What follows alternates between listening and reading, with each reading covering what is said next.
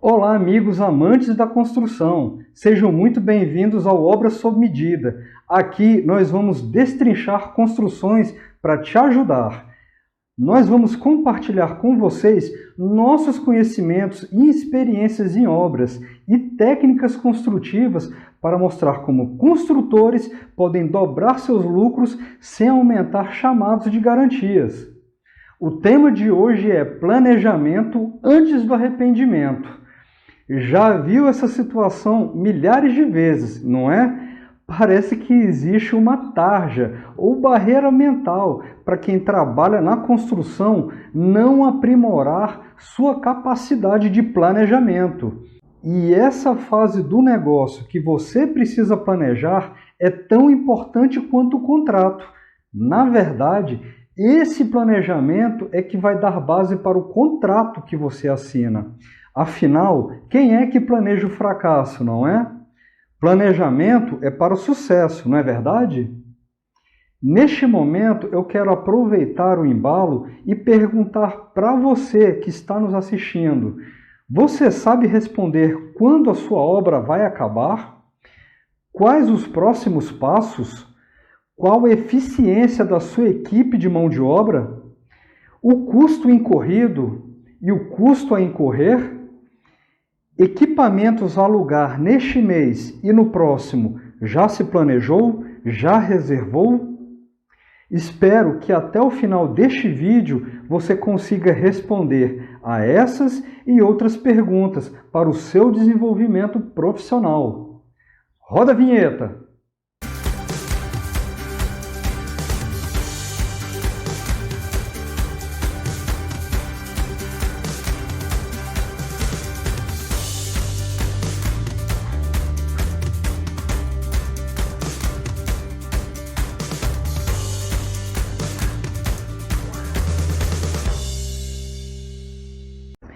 Sabe aquela brincadeira do eu já, eu nunca, quem nunca? Pois é, quem nunca precisou fazer o replanejamento do seu canteiro de obras? Acredito que você tenha respondido que sim. Se por acaso respondeu não, é porque talvez nunca tenha feito um planejamento ou não fez o controle da maneira correta. Por incrível que pareça, um bom planejamento passa por replanejamento. Significa que está sendo cuidado, acompanhado, controlado. Não existe planejamento revisão 00, com linha de base do cronograma igual a executado 100% para o canteiro de obras. Se eu, como gestor, encontro isso, eu sei que não é real.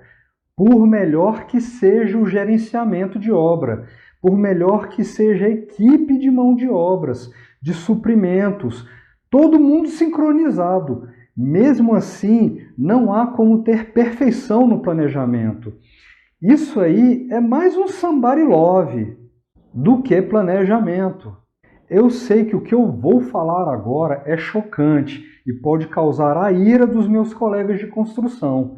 Mas o planejamento foi feito para ser replanejado.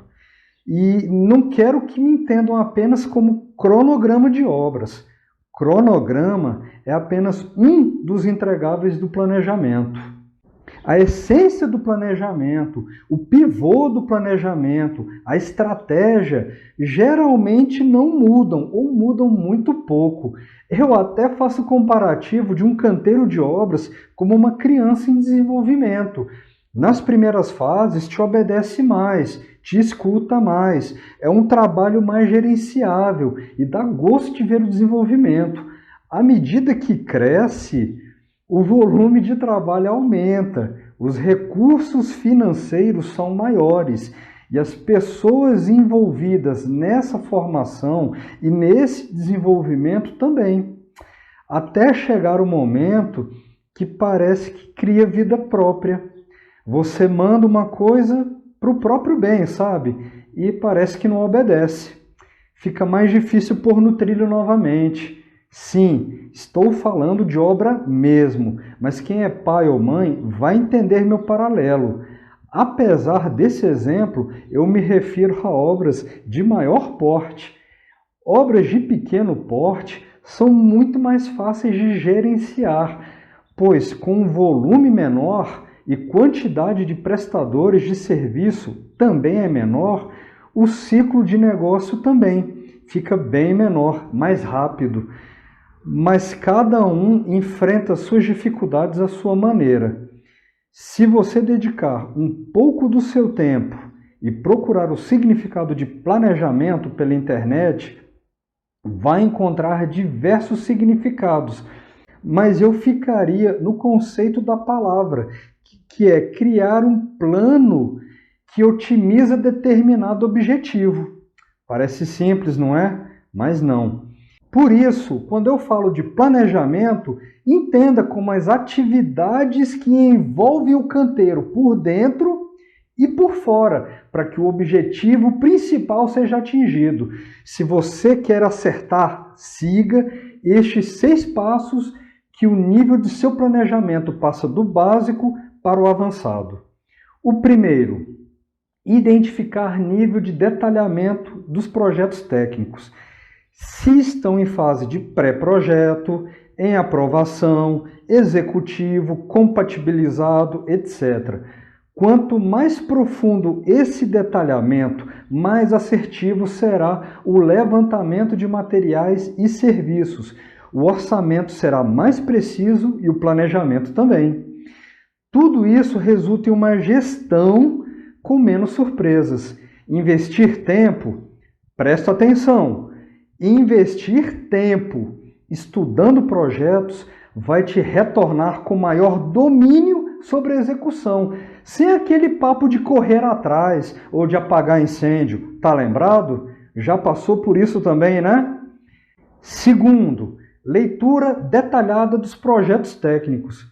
Agora que você sabe em que nível de detalhamento seus projetos se encontram, você pode identificar pontos de risco de segurança do trabalho, relacionar dúvidas, contradições, pedir detalhamentos, corte, vista, em um determinado local, a necessidade de contratação de serviços especiais, equipamentos ou materiais especiais, pontuar se o nível de complexidade exigida exigirá consultoria especializada.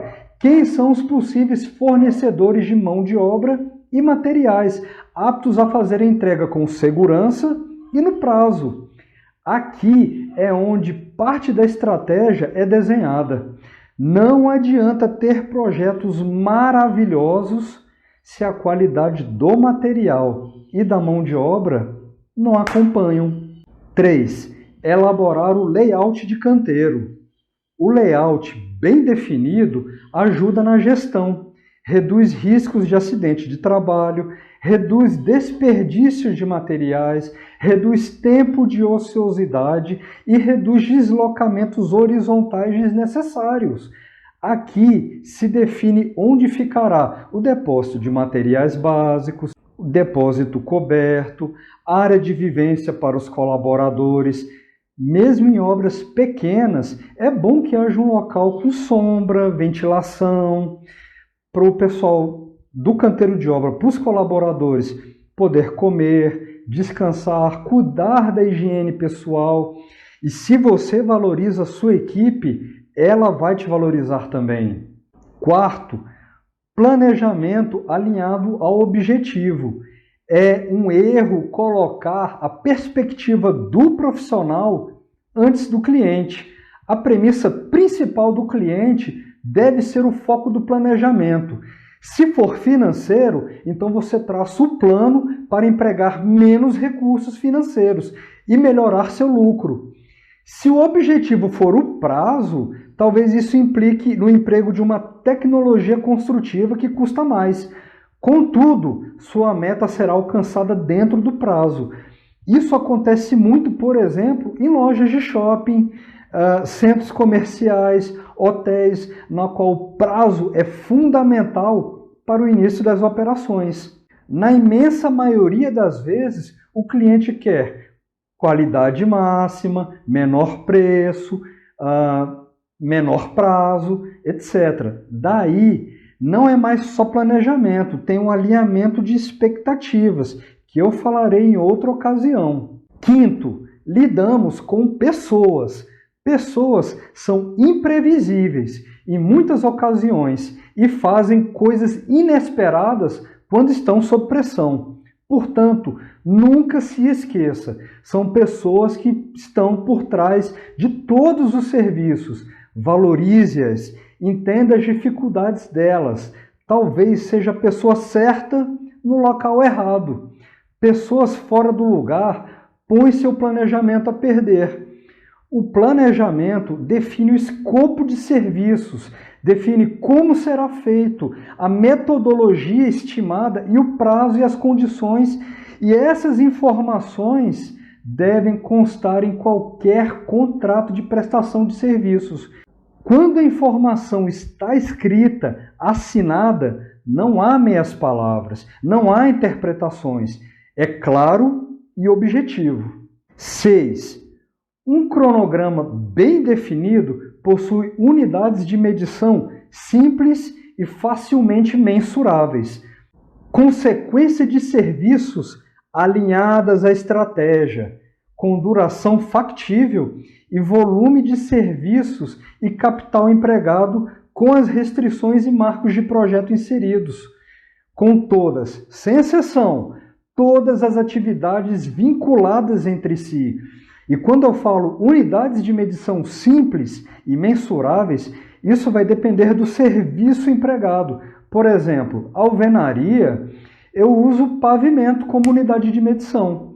Acontece que tem uma alvenaria que sempre fica para trás, não é? Especialmente em prédios. É aquela onde fica a cremalheira. Outros locais, o pessoal chama de prancha ou elevador de obra. Pois é, essa unidade de medição tem como predecessora a desmontagem desse elevador de obra e como sucessora os serviços seguintes, de argamassados, esquadria, reboco de fachada, etc. Sequência de obras obedece a uma lógica.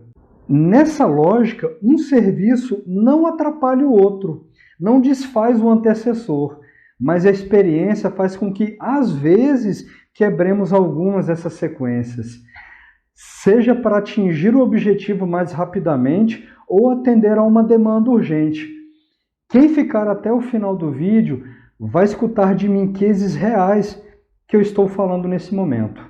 Confesso que eu fiquei decepcionado quando percebi que todo o trabalho de planejamento, de levantamento, metodologia construtiva, cronograma, capacidade de mão de obra, fornecedores de materiais, fluxo de caixa envolvida naquela obra deveria ser replanejada.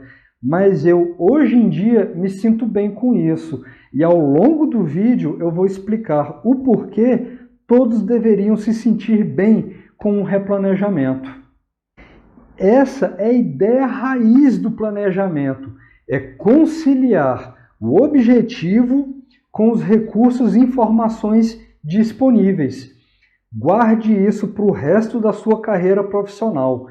Não há planejamento que resista a um canteiro de obras. Com isso, bem fixo na sua cabeça, fica mais fácil atingir o ponto que eu quero. Apesar do planejamento encabeçar este assunto, de alguma forma possa parecer que vamos falar sobre motivação ou psicologia persuasiva para te incentivar a fazer a sua obra, quero te dizer que, na verdade, esse vídeo não tem nada a ver com isso. Também não estou vendendo minha prestação de serviços. Não quero privilegiar nenhum profissional. Na verdade, quero falar com você aqui sobre como entender que a lógica de planejamento te ajuda a tomar decisões de forma eficiente e econômica, responsável e em sua construção pode melhorar seus lucros sem comprometer a qualidade dos seus serviços ou aumentar posteriormente aqueles chamados de garantias. O planejamento também traz, em minha humilde opinião, um dos maiores benefícios para qualquer obra. E você não precisa ser formado em nada para entender isso. trata-se do recurso não renovável mais importante que temos, o tempo. Você deve pensar: para que eu vou perder tempo planejando algo que não vai adiantar nada? Confesso que eu também pensei assim quando me falaram sobre esse assunto que vou compartilhar com vocês neste vídeo. Ao final, percebi que isso não é fórmula mágica e muito menos loucura, é método. Para começar,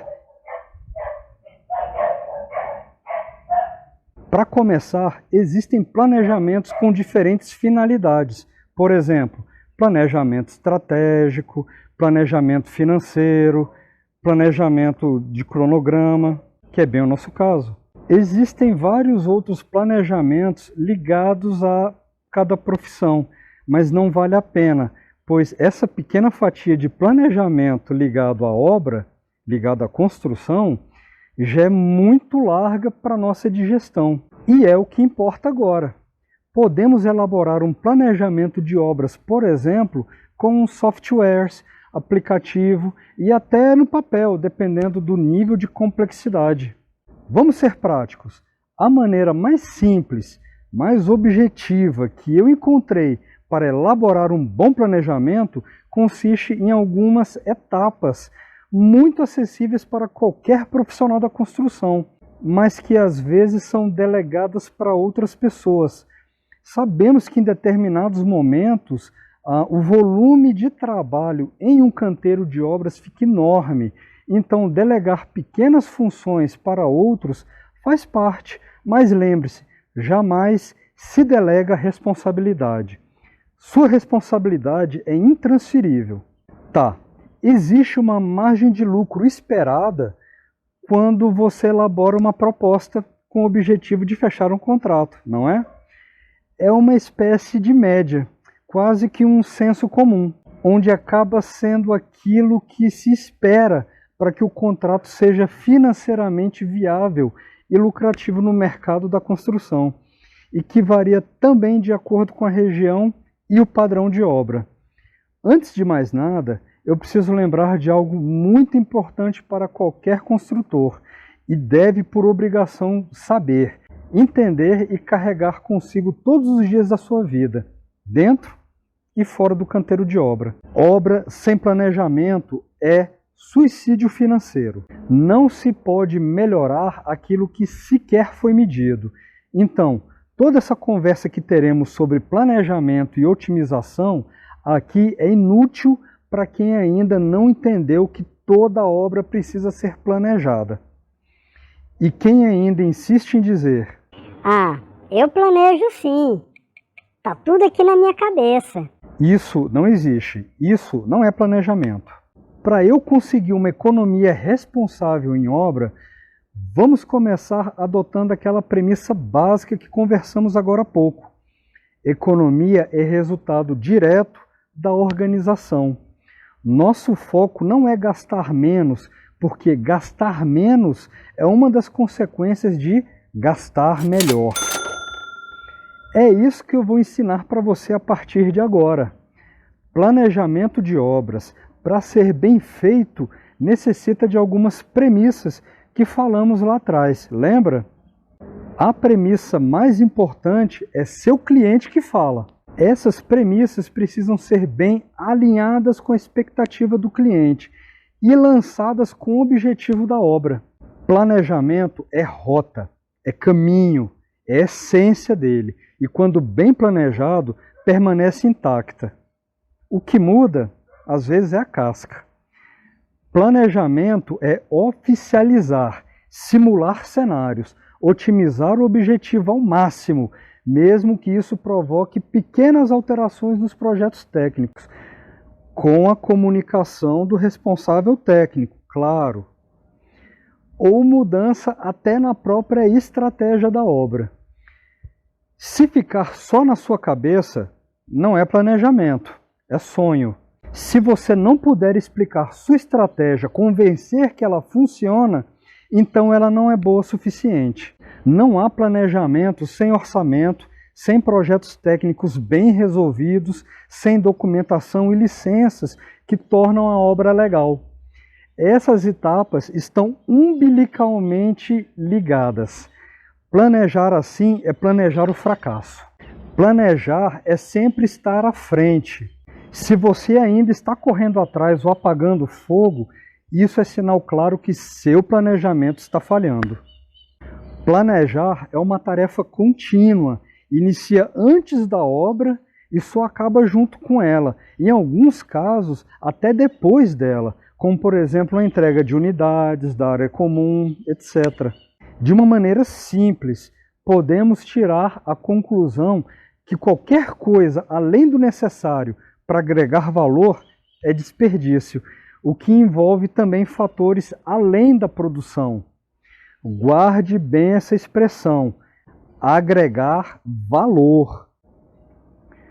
Quando se planeja com maior precisão, com as ferramentas corretas, temos mais tempo para pensar em otimização, em como enxugar ainda mais os recursos usados.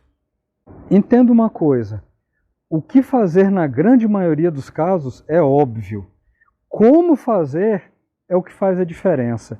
Existe uma lacuna que gera um grande problema de produtividade na construção. Os ciclos de planejamento na construção, por exemplo, o CPM, ou seja, método do caminho crítico, que só levam em consideração os objetivos de cada atividade, chamadas de conversão, mas ignoram as atividades de fluxo, como, por exemplo, transporte, a espera, a inspeção, que são tão importantes ou necessárias quanto. Vou te mostrar como isso acontece dentro de um canteiro.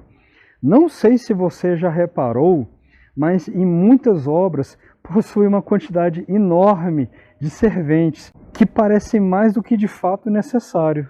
E você sabe por que isso acontece dentro do canteiro? Existe uma explicação simples. É uma premissa errada que leva em sucessão de equívocos dentro de uma obra. Estima-se a quantidade de pessoas por uma tabela de composição por preço unitário. Existem aqueles construtores que acham que, por ser pequenos, não possuem tempo suficiente e fazem pior ainda, não há critério na contratação. Não há como acreditar que fazer assim tem chance de dar certo.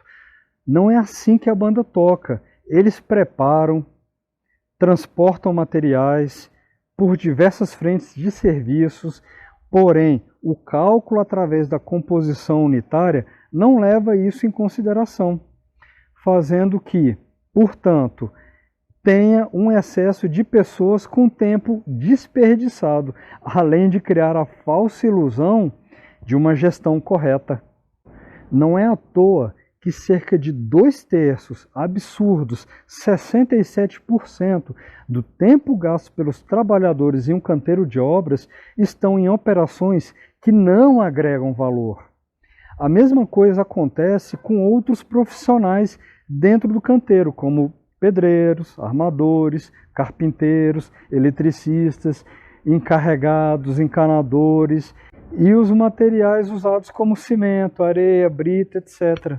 Já parou para pensar no tanto de problemas que isso pode trazer para o canteiro de obras? Você sabia que o consumo de cimento no planeta é maior do que o de alimentos? Já vi até uma pesquisa que colocou o desperdício de materiais em canteiros de obra chega a 25, 30%. Eu achei um absurdo. Talvez você comece a perceber pela quantidade de entulho que sua obra gera.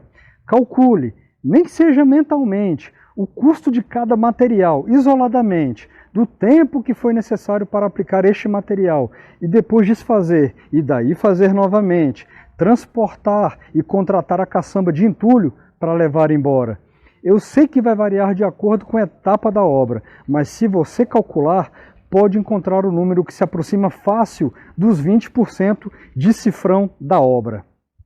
Bom, só para concluir, eu vou citar aqui alguns cases que já aconteceram comigo. Sabe que eu falei sobre a falta de tempo para planejar? Pois é, aconteceu em uma época de boom de lançamentos. A incorporação conseguia fazer vários lançamentos, vender muito bem e a obra já tinha que iniciar imediatamente. A construção não conseguia acompanhar a mesma velocidade de lançamentos da incorporação. Então ficava aquele lag, porque a incorporação conseguia lançar e vender, mas a construção começava a passar por déficit de disponibilidade de mão de obra, de materiais, de concreteiras, e ocorria atraso, tinha falta de capacitação técnica da mão de obra, tinha, por exemplo, uma enxurrada de engenheiros recém-formados que já caíam dentro de um canteiro de obras, relativamente crus, ainda sem experiência, mas enfim, era necessário colocá-los ali. Bom, e eu passei por essa experiência, eu também cheguei cru no mercado e foi uma ótima oportunidade para mim e para os demais. Foi uma ótima experiência. Vou citar um segundo agora. Alterações nos projetos exigiam que pessoas ficassem focadas na aprovação. Dependendo do estágio que estávamos, a revisão saía quando já havíamos executado. O que eu quero dizer com isso? Existia ali um ritmo intenso na construção. Às vezes, quando a revisão chegava, já havia sido executada. Acontecia na época com estrutura, acontecia com instalações de incêndio elétricas. E conforme essas alterações chegavam, a gente já falava, olha, corre para revisar porque isso aí já está feito. Por isso que a gente tinha uma pessoa especializada nessas aprovações. Ela ficava ligada no que estava acontecendo dentro do canteiro, nas nossas exigências e ao mesmo tempo fazia esse bate e volta com os projetistas, alimentando eles com informações de como estava sendo executado. E que, caso eles não enviassem essa revisão, eles teriam que revisar novamente. Inclusive, um dos cases que eu tenho para falar sobre isso era com instalações. Mas isso eu vou citar mais na frente como uma quebra de sequência de planejamento. Bom, eu já vi diversos planejamentos de canteiro, achava que estavam bons, mas definitivamente quando a minha antiga chefe me mostrou projetos de um canteiro que ela fazia, percebi que todos que eu já havia visto eram no máximo iniciantes, se comparados com o dela. Vou soltar aí esse projeto e daí a gente vai destrinchando para vocês terem uma ideia do nível de complexidade colocado nesse projeto. Bom, conforme eu falei, esse aqui é uma espécie de brainstorm, né? Aquela tempestade de ideias feitas em relação a um determinado projeto. Eles pegaram todo o croquis da implantação do térreo, fizeram rabiscos, imaginaram o fluxo de movimento, colocaram posicionamentos de gruas, de cremalheiras, tá vendo? Consegue ver pela seta os pontos principais? Imaginaram o fluxo de entrada de veículos dentro do canteiro, espaço de manobra, saída, ou seja, é o espaço que as pessoas falam sem ter medo das consequências. Elas simplesmente falam as primeiras ideias que aparecem. Aqui já é uma coisa mais de estabelecimento desse canteiro de obras, com a seta amarela colocando o sentido de entrada dele. Vocês podem ver que aqui tem silos, depósitos, bem nesse trecho aqui. Depois começa até a parte de implantação de canteiro, área de vivência, escritório de engenharia, almoxarifado, saída do canteiro de obra. Aqui o movimento de entrada, espaço de manobra para escavação, saída, né, como a rua é sentido único, enfim, não tem pista dupla. E aqui uma espécie de logística mais aberta, de como que seria a chegada desse material para dentro do canteiro de obras. No caso, em um sentido mais crítico, né, ele vindo pelo outro lado, pegando a ponte, dando a volta, entrando no canteiro, saindo, enfim. O pessoal meio que pensou em tudo mesmo. Nesse plano de implantação do canteiro de obras, eles pensam na parte logística, acesso ao canteiro de obras, entrega de materiais, a parte de chegada e saída dos funcionários, de materiais também, a área de vivência dos colaboradores e toda a parte de controle tecnológico de concreto. Aí eles colocam até fotos de como que seria o padrão exigido. Aqui eles já fizeram e foram para outro campo, a parte de detalhamento dos subsolos, onde já existia aí um projeto de ancoragem dessa cortina. Aí eles começaram a colocar esse detalhamento, quais seriam as exigências mínimas de desempenho dessa fundação, e um plano de escavação, onde que seria a rampa, aqui ó, a rampa de chegada, a escavação. No próximo quadro nós já temos aí a escavação, lembrando que essa rampa ela tem uma inclinação máxima, senão os caminhões não conseguem, né, sair carregando esse material. Aí ó, avanço de novo da terra, deles começam a fazer toda uma simulação, muito interessante. Aqui já seria as estacas ou sapatas, aqui nesse caso ele está fazendo como se fossem sapatas. Eu não lembro se foi realmente sapatas ou se foram estacas esse projeto. Aqui eles meio que fizeram todo o mapeamento para verificar a quantidade e fizeram o zoneamento, né, o que seria a torre alfa, torre sigma, lajes centrais, periferia alfa 2, periferia central 2, periferia torre sigma 2, periferia torre sigma 1, periferia torre alfa 1. Eles fizeram um zoneamento completo para que todos falassem a mesma língua, desde arquitetura, instalações, estrutura, todos falassem a mesma língua no tocante a zoneamento.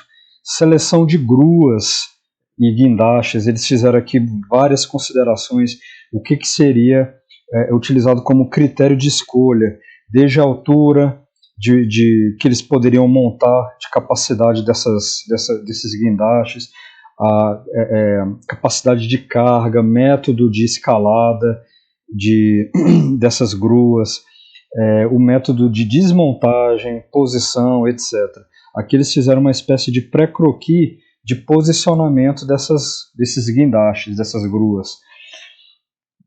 Que tipo de critérios seriam escolhidos para as formas do empreendimento?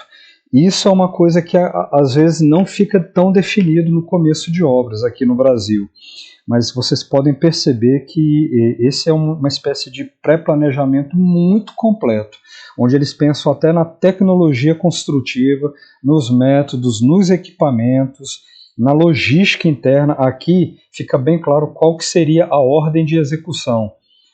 Por exemplo, da periferia alfa 1 para o centro, da periferia sigma 1 para o sigma 2, e depois do sigma 2 para a periferia alfa 2, e da periferia alfa 2 para a periferia central 2, enfim, e com certeza torre alfa e torre sigma subindo aí em paralelo. Lembrando que isso aqui é um pré-planejamento, não significa necessariamente que tudo isso não repasse por um planejamento, não significa que isso não passe por um planejamento posteriormente, mas esse planejamento inicial já começa a dar uma cara para o empreendimento, já começa a dar uma estratégia, já dá um esqueleto para esse empreendimento.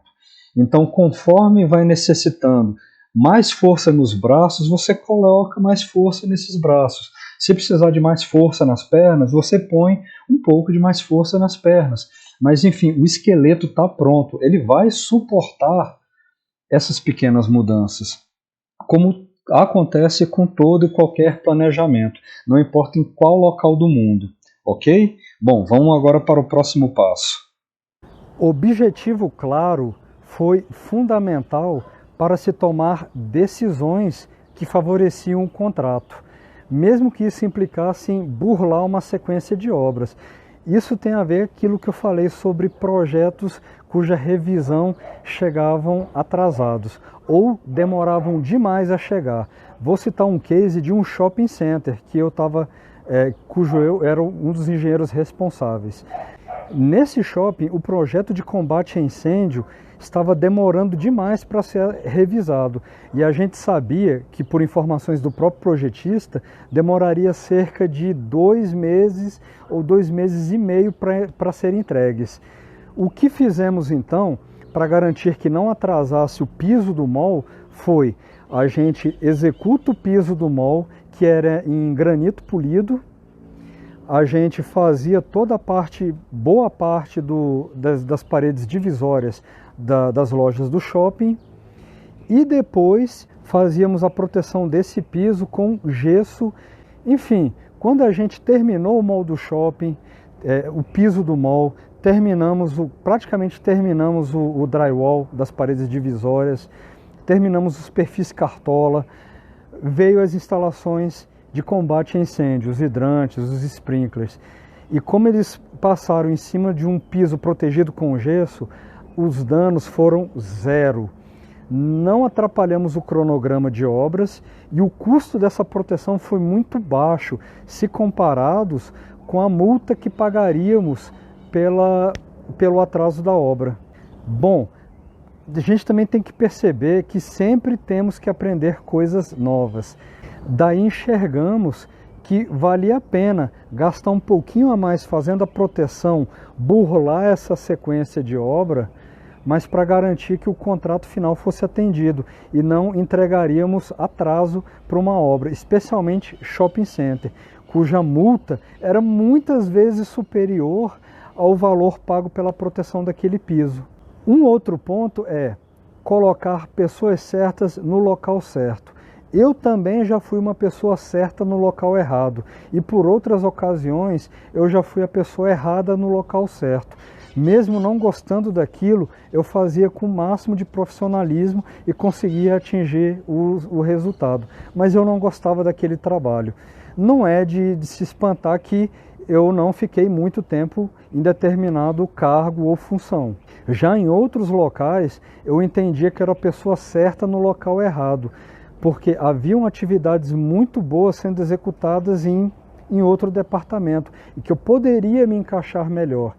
Bom, e a última coisa que eu queria compartilhar com vocês é que, mesmo tendo aí mais de 10 anos de experiência em canteiros de obra, em planejamentos, eu não acredito que sei muita coisa. Eu estou sempre me desafiando a aprender coisas novas, a escutar a minha equipe de produção, a escutar quem trabalha comigo, escutar o cliente, escutar outras pessoas que, assim como eu, também fazem vídeos. Todo dia aprendemos coisas novas. Jamais podemos nos fechar para novas informações ou novos conhecimentos. Então, essa mentalidade de que estamos sempre em processo de melhoria, sempre há espaço para melhorar, é uma das formas de melhoria contínua, lucratividade perpétua, desenvolvimento perpétuo do próprio negócio. Ainda mais eu que, como gestor de obras e dono do meu negócio, preciso estar sempre antenado em todas as novidades que estão à minha volta. Detalhe, aprender essas coisas não custa nada. Se é de graça, melhor ainda. Valeu? Bom, estou encerrando esse vídeo de hoje. Espero que essas informações sobre planejamento tenham sido importantes para vocês. E essa aqui é apenas a parte 1. Ainda farei a parte 2, que vai ser mão na massa. Eu vou pegar um projeto como esse aqui e vou destrinchar ele, desenhar layout de canteiro, documentações exigidas, exigências de projeto, se está tudo ok, um checklist, fazer um cronograma, reuniões com o cliente, acertar em ato o que deve ser feito, contratar a equipe de mão de obra, definir esse escopo no contrato e mandar bala, gerenciar. Esquece essa coisa de tocar obra. Tocar obra é para quem não sabe.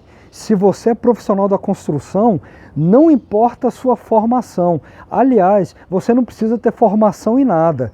Mesmo que você não seja formado em nada, mas se você é empreiteiro, mestre de obra, encarregado, pensa sempre em gerenciamento. É gerir com inteligência, com planejamento, com gestão. Tá bom? Fico por aqui e em breve lançaremos mais material. Valeu? Um grande abraço. Até mais. Tchau, tchau.